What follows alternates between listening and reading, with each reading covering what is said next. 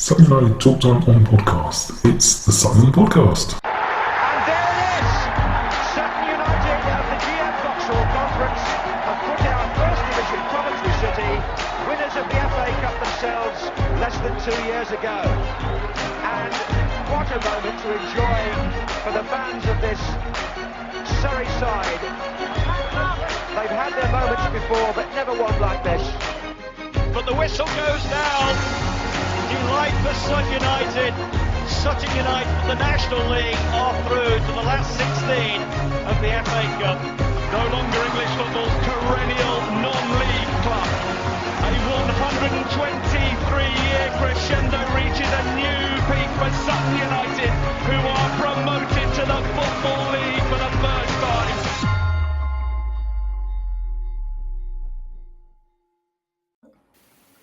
Hello and welcome to another episode of Sutton United Talk Time on podcast, the Sunday service. First thing to note, and especially for Alan who mentioned it today, I've flipped the flag. So it's now the right way around to you lot, and my OCD is proper playing me up, but it's all right, I'll be fine. It's only a few minutes. Joining me today, we have got Mark. Hello Mark, how are you? Nice to see you. Hi Mike. Yeah, and you're in your man cave. Yeah. Yeah, excellent. Not some random hotel in Cornwall. No, not this time. Not this time. And that isn't as dodgy as it sounds, everyone. Sorry. And Claire, hello, how are you? Hi, I'm good, thank you. You're not in a random dodgy hotel either, so No, just some random dodgy flat. You're okay. We're all good. So we will talk, obviously, about the game yesterday. But what I've got you both here. Both got you here. Whatever. We'll talk about the other game that was just a few minutes ago. Ladies, or Sutton United women's team, and we won 11-0 against Clapham and took the title. Claire, do you want to? It was.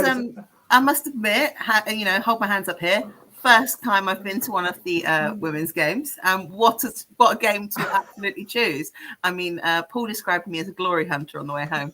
But I'll take it. It was absolutely cracking. Felt absolutely chuffed for them. Thoroughly deserved. Really good season by all accounts. And 11-0. I was slightly concerned that the scoreboard wouldn't go to 10, but it did its job. Beautiful. Well, even before the game. So before the game started, first of all, Rosie blagged herself onto the pitch again. So Jazz was like, are you going to come on the pitch? And she's like, oh, yeah. Excuse me? You can't just do that. But before the game, you had a moment that made you decide you're going to be definitely coming back to watch the ladies again, because Paul was getting a little bit of stick. Oh, yeah. Everyone was giving him some jip. I thought it was great. As his sister, I enjoyed watching everyone give him a little bit of a hard time. Yeah, that was a nice touch. Normally, it's everyone telling me how lovely he is and what a nice guy he is, and it's just exhausting, So it was nice. He is a lovely guy. I know, it's infuriating, isn't it? Yeah. Well, there's annoying people, you laugh, God's sake. So nice. But, hi, Paul, if you're listening.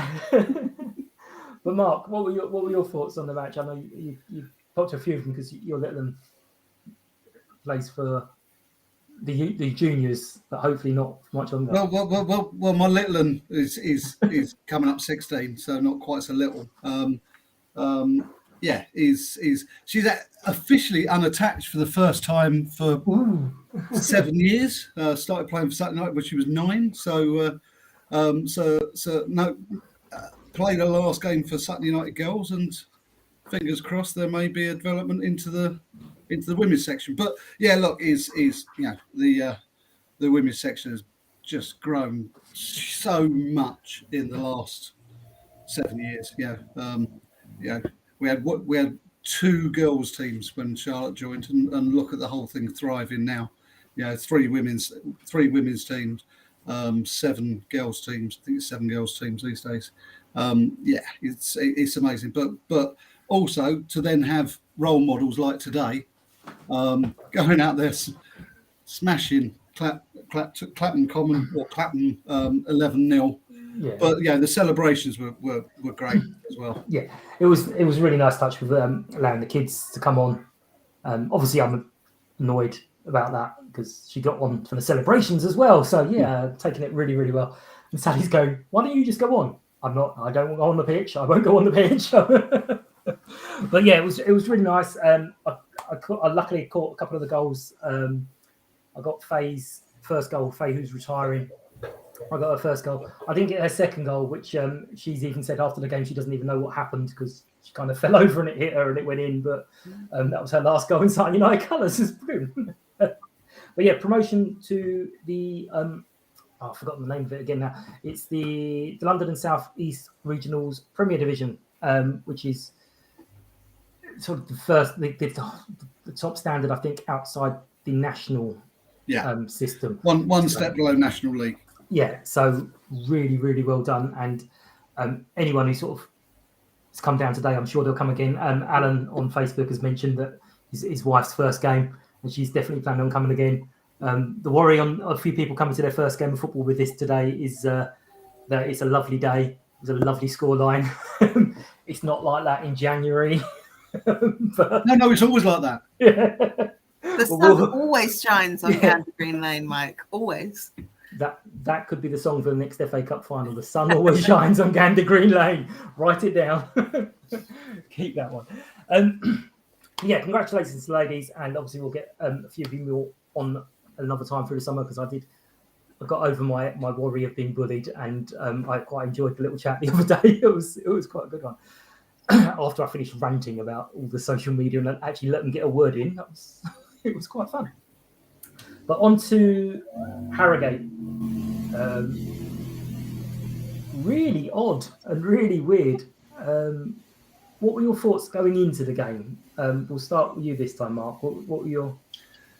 So yeah, obviously we were outside playoffs, Mike, but there were permutations which, to be honest with you, almost blew my mind. But I decided to forget about that, go along, watch a game, and hope we win, and then see what else happened.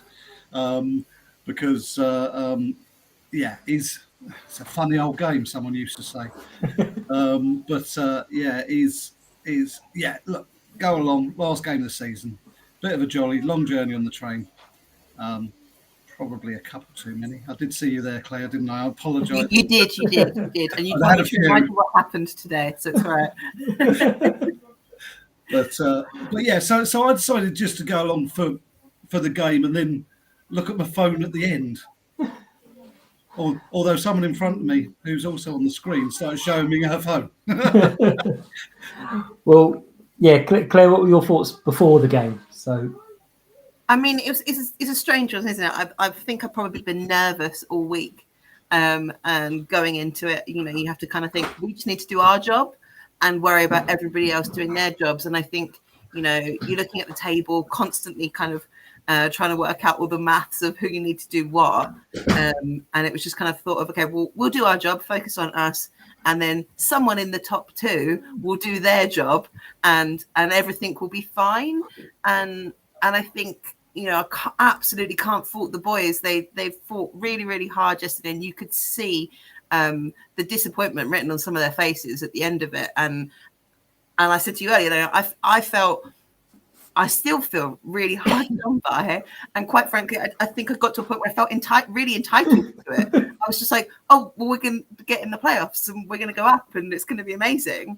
And I've said it to you several times, Mike, I never, ever dreamed of being a League Two team, but I allowed myself to dream of being a League One team, which is just ridiculous, silly.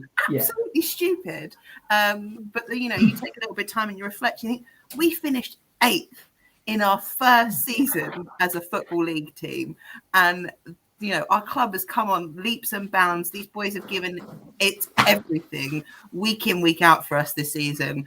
And I just have absolutely no right to be disappointed by not being in the playoffs. It's insane. Absolutely incredible. What an amazing journey we've been on this year, on and off the pitch. And I think one of the things today, being able to walk around the ground, just looking at how much Gander Green Lane has changed in the last 12 months, it's insane. And I just feel so lucky and privileged that that what's happening is happening, and we get to do it all again next season. So I might grumble. I will grumble, but I shouldn't. Yeah. Well, I mean, anyone listening to the last week's podcast could probably hear that I was a little bit. That's it. We're done. There's nothing we could do. I did make the mistake of doing it on Sunday and not letting the Monday games take place, because when the Monday games both went in our favour, it was like, whoa, hang on a second. And as you said there, if someone had said to you at the start of the season, all you need on the last day of the season is to win your game and have the teams in first and second place who are both battling for the title to both win their games, but I'll take those odds. They're pretty good odds. It was a bit flat watching or hearing from afar, is because you knew Swindon had scored really early, and that did kind of put a little bit of a dampener on it. But the game itself sounded a very entertaining game. I mean, I think the woodwork was hit 6-7 times for either side. But it sounded really, really entertaining. And there was that little bit of not controversy, but did Omar's goal go in? But Craig didn't do what others normally do, where everyone starts celebrating the goal, and he just actually was like, no, it's going in one way or another. That's going in. At that point, I know you weren't looking at your phone, Mark, apparently. Did you allow yourself to dream? So Omar's goal, obviously Omar's goal was right at the other end of the pitch. These old eyes don't work quite so well, but I know it went in the back of the net. That was the important thing. But look, is allowed myself to dream. Yeah, I was. yeah. We the permutation had suddenly gone into my mind. Oh well, I won't look. But if Forest Green are winning and Exeter are winning, we're fifth. I know. That was the daft, silly thing, is it wasn't just creeping into seventh. And the silly thing, I mean, to be fair, I think for the first half, we didn't really look at our phones. But you didn't need to. Like, even when we weren't looking, you knew what had happened because people around you started going crazy. There were chants of, come on, you vegans, and people screaming for Fozzie Green. And it was all getting a little bit silly at points. But the game itself was a good one. You're right. The woodwork was hit several times. I think we could have both had at least 2 apiece from that. The scoreline should have been a lot bigger than it probably was. But it was a job done. We did our bit. I think Tony said in the interview, I can't remember who to, but I think it might have been Tance, saying that it's a sense of at least we did our bit, because if we had lost and then found that the results had gone our way, that would have been so much more disappointing. Oh, absolutely. I think at 1-0, if it had got to a point of, they'd equalised and then everything else had gone the way that we wanted it to, but it had been us that hadn't done our part, then I think, I think we would have been absolutely right to be completely and utterly gutted by it. But we did what we needed to do. Just got to be proud of where we've got to, I guess. Well, I have to be very proud. I mean, Oaksy said to the Gandemonian guys who tweeted it, and Oaksy, it's like when AB gives a new word, we just accept it. If Oaksy comes out with a fact or a stat, you're going to just go, okay, that's got to be true. But he said that we're the first and only EFL 2 club to reach 76 points and not get into the playoffs, which is insane. And then the other side, which I hadn't thought about until I saw someone else mention it. I think it might have been Gab Sutton or one of the other guys, to say that actually we were 4 points off the automatics. And then you start worrying and talking about other games. But we'll leave that for another chat, another day. So I'm going to throw this on there, Mike, is unfortunately the fact that we had 76 points and everyone was on similar points just goes to say about the bottom end of League 2. Yeah. And actually what's sitting and waiting in the National League. So you could almost swap the top half of National League with the bottom half of League 2, and actually it'd be a closer league season. So much stronger. I have views on that, which are not very charitable, but I think that all the clubs that are in the National League that are begging for 3 up, 3 down, we should be looking at their voting record on the subject over the years and saying, no, you said no. When you were in the league, you said no to this. So we'll take... I think we should go back to voting them in. Now we're in. But yeah, you're right. It's one of those that, I mean, Scunthorpe have got to be one of the only teams I've ever seen in all the times we've been watching Sutton that you've gone, I feel really sorry for their fans, because they just weren't trying. There was just nothing there. And I can't remember who it was. Somebody said, "Oh, how was the match then?" And I was like, "Scunthorpe fans deserve a medal for watching that." It's not the skill level. Obviously, I've watched us in Ryman League and playing really badly. It's the effort that you just, if it's not there, I feel sorry for the fans. I know we had it a long time ago, long time ago. But yes, so you're quite right. I think even without an awful lot of additions, we'd be safe next year and possibly the year after, because there are some really toilet teams in there that only seem to buck up in January. And there's always a team in League Two that's on a spiral from financial mismanagement or governance problems. So, as long as we don't go down that road, we should be okay. I can't see it. Bruce is never going to let that happen, is he? Yeah, exactly. No, and I think seeing some of the people that are in that spiral makes you like really, really grateful for what we have and the structure that we do have in place. I think watching kind of the likes of Oldham this season and what's happened, kind of their descent, it's really sad. And I mean, I absolutely feel for their fans. You know, it's not where you want to be ending up. Although, I mean, non-league's not that bad. They should be okay. We coped for 123 years, but it is something to be really grateful for. The kind of the structure that we have and the way that we run our club. Yeah, I've said a couple of times that there was a time when we had Mickey Bailey and John Nurse and a couple of other players that we lost because we wouldn't break the wage structure, and there was a lot of talk at the time of, oh, we're not really going for it, we're just never really going to succeed. And it was like, I kind of went away with, you know what, my club will be here in 20 years time playing at a similar-ish level. We're playing a much higher level, but we don't have that worry of, if someone's going to come in and buy our club, and what are they going to do with it? Do they just want the building site and stuff like that? So, yeah, you're quite right. And when Tommy from Oldham came on, I bless him, he spoke at absolute length with no notes of the just disasters that has happened to his club. And it's shocking. You're absolutely right. And yes, thank you to everyone who does run our club. So I was going to pick. I've actually listened to a lot of your podcasts, Mike. I don't know why I do it to myself. I'm sorry.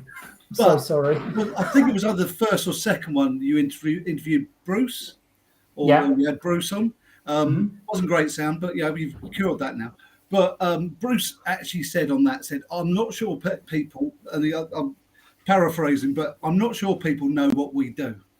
And the funny thing is, and if you're listening, Bruce, we do know what you do. And we know exactly what you invest in this club. And we know that the club's in safe hands. And I think, I've had that in my mind since that podcast. Says 40 weeks ago, 35 weeks ago, or whatever it was. But we know what you do, and we're very proud of that as well.